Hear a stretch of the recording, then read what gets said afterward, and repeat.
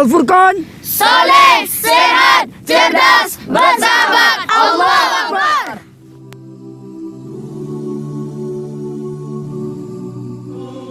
Assalamualaikum warahmatullahi wabarakatuh. Waalaikumsalam warahmatullahi wabarakatuh.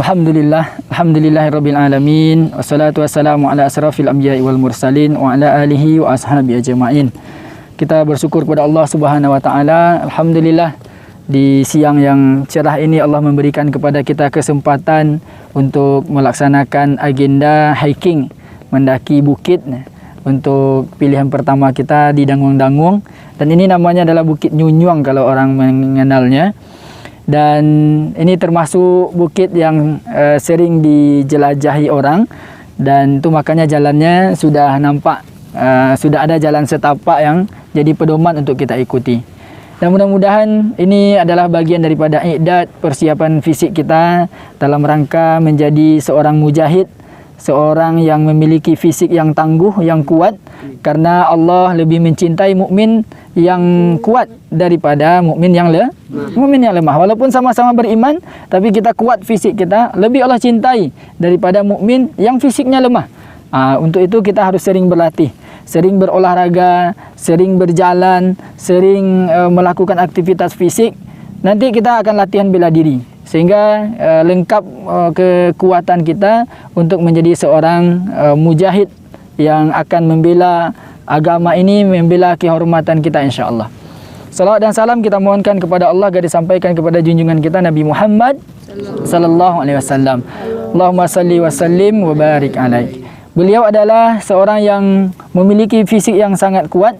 Beliau berjalan hijrah dari Mekah ke Madinah yang jaraknya 500-an kilometer, dan itu ditempuh dengan perjalanan darat. Belum ada pesawat waktu itu. Jadi begitu luar biasanya fisik Rasulullah. Yang umur beliau waktu itu berapa tahun? 40 diangkat jadi nabi. Kemudian 13 tahun berdakwah di Mekah, baru hijrah. Berapa umur beliau? 53. 53 tahun. Jadi 53 tahun umur beliau melakukan perjalanan jauh. Dan setelah itu ketika berada di Madinah, beliau mengalami begitu banyak peperangan. Berarti beliau berperang itu di atas umur 55. Karena perang pertama, perang Badar, terjadi pada tahun tahun keberapa Hijriah? 11. Perang Badar terjadi tahun kedua Hijriah. Jadi 2 tahun Nabi baru berada di Madinah, baru tahun keduanya langsung mulai perang. Tahun keempat perang lagi, perang Uhud. Jadi setelah itu rentetan perang dijalani oleh Rasulullah, baik itu perang yang besar ataupun perang-perang yang kecil. Jadi fisik Rasulullah sudah terlatih dari muda. Jadi ketika fisik kita terlatih dari muda ini, maka nanti ketika kita sudah dewasa, sudah tua, fisik ini tidak menjadi yang lemah. Sehingga Rasulullah bukanlah kakek tua yang bungkuk. Beliau walaupun umur 63 tahun masih kuat, perkasa. Maka kita, itu yang kita biasakan, menjaga kekuatan fisik kita dengan menjaga pola makan dan dengan latihan-latihan fisik. Salah satunya hari ini kita coba melakukan hiking, walaupun ini yang perdana, tapi medannya juga sudah luar biasa. Alhamdulillah. Jadi Ustaz ingin sampaikan kepada antum bagaimana kedekatan kita dengan Allah Subhanahu wa taala memang memberikan jalan yang mudah bagi kita. Tadi pagi kita sebelum ke sini hari hujan. Mulai dari subuh sudah mulai rintik-rintik hujan, kemudian tak berhenti-berhenti. Kemudian kita mohon kepada Allah, ya Allah, kalau seandainya hujan ini baik untuk perjalanan kami, maka turunkan sebagai rahmat bagi kami. Tapi kalau akan memberikan mudarat kepada kami dalam perjalanan ini, mohon engkau pindahkan hujan ini ke daerah lain yang lebih membutuhkan. Alhamdulillah. Setelah kita berdoa, kita mau ambil mobil, setelah itu hujannya berhenti. Akhirnya kita bisa dengan mobil bak terbuka ke sini dengan Lamborghini ya. Dengan Lamborghini kita ke sini lakukan perjalanan. Itu hikmah yang pertama, kedekatan kita dengan Allah, keyakinan kita akan Allah, Allah akan bukakan jalan insya-Allah. Kemudian yang kedua, dalam perjalanan ini Allah mengatakan inna fi khalqis samawati wal ard wa ikhtilafil laili wan nahar laayatil liulil albab. Sesungguhnya dalam penciptaan langit dan bumi, adanya siang dan malam, itu ada tanda-tanda kebesaran Allah, kekuasaan Allah bagi orang-orang yang berfikir. Bagi orang yang berfikir. Ini gunanya kita sini memikirkan bagaimana Allah menciptakan begitu hamparan yang luas ini. Lihatlah, gunung di sana, Gunung Bungsu, kita lihat biasanya besar, dari sini kecil. Kemudian orang-orang manusia di bawah, entah nampak atau tidak, kayak semut saja nampaknya kan. Padahal baru di atas puncak Nyunyuang kita. Belum lagi di puncak Merapi, belum lagi di puncak Singgalang. Kalau kita lihat ke bawah, tidak ada yang nampak kecuali hanya kebesaran Allah Subhanahu wa taala. Inilah gunanya kita berfikir.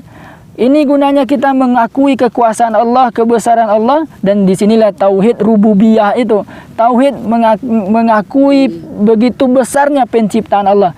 Bagi Allah mudah sekali menciptakan. Kun fayakun. Jadilah maka terjadilah dia. Allah ciptakan bumi dengan hamparan yang luas, buminya bergoyang. Allah ciptakan gunung sebagai pasaknya sehingga buminya menjadi tenang, kokoh dia. Nah, maka untuk itu selalulah kita bersyukur kepada Allah Subhanahu wa taala, dan kita lihat perjalanan kita tadi dari bawah. Rasanya mustahil bisa naik ke atas, tinggi sekali rasanya. Tapi dengan modal keyakinan dan kekuatan kita, akhirnya kita sampai ke puncaknya. Begitu juga antum dengan cita-cita antum. Hari ini antum memasang niat cita-cita, ingin jadi ulama besar, ingin hafal Quran, ingin menjadi dokter, ingin menjadi koki internasional, ingin menjadi apa lagi? Kosam? Antum menjadi apa? Tentara. Ingin menjadi tentara Allah. Maka mungkin kita melihatnya bisa enggak ya?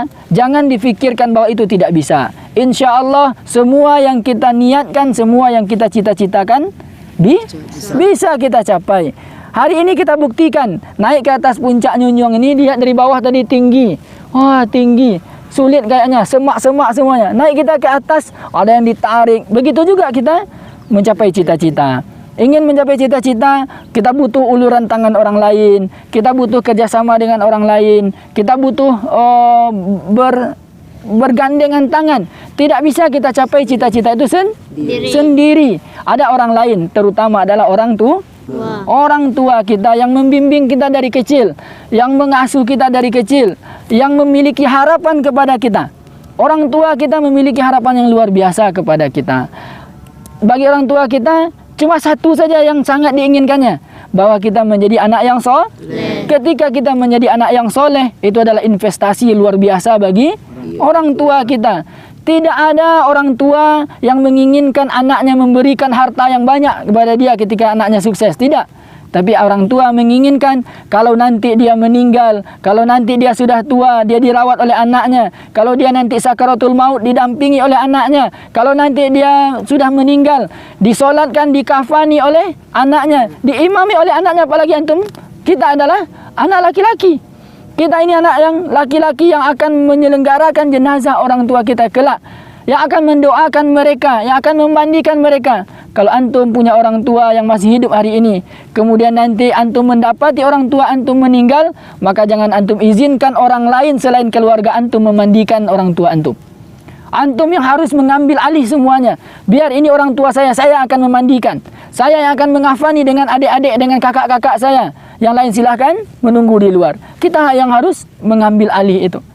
Dan doakan selalu orang tua kita. Mereka sudah berjuang dengan payah dari kita kecil, mulai dari mengandung kita, mulai dari merawat kita. Hari ini antum disekolahkan. Orang tua rela berpisah sementara dengan antum, tidak serumah dengan antum, merelakan kerinduan mereka. Walaupun mungkin sangat rindu sekali ingin dengan anaknya, tetapi demi sebuah cita-cita besar, antum menjadi anak yang soleh dan mudah-mudahan antum menjadi ulama. Orang tua antum mengikhlaskannya. Maka jangan sia-siakan itu. Jadilah hafiz Quran, selalulah dengan Al-Quran, kurangi bermain, dan jadilah orang-orang yang memiliki pemikiran orang-orang besar. Orang besar itu pemikirannya tidak kecil, tidak main-main. Orang besar itu dia selalu memikirkan hal-hal yang besar. Apa nanti yang akan dia perbuat di masa dia besar.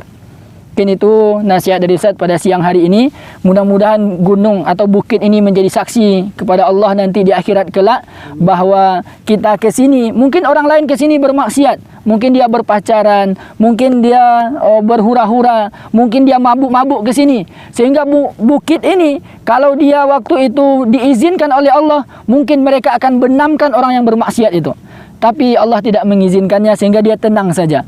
Dan mudah-mudahan saat ini kita berada di sini, bukit ini memberikan saksi nanti di hadapan Allah. Ya Allah, memang dulu ada beberapa pemuda yang naik di atas puncak saya, naik di atas kepala saya dan mereka solat di sana. Dan itu adalah kita. Ketika Allah akan menyampakkan kita ke neraka, mungkin ada kesalahan kita. Mudah-mudahan bukit ini bersaksi di hadapan Allah. Ya Allah, dulu mereka pernah naik, mereka pernah bersama-sama naik ke atas puncak saya, ya Allah.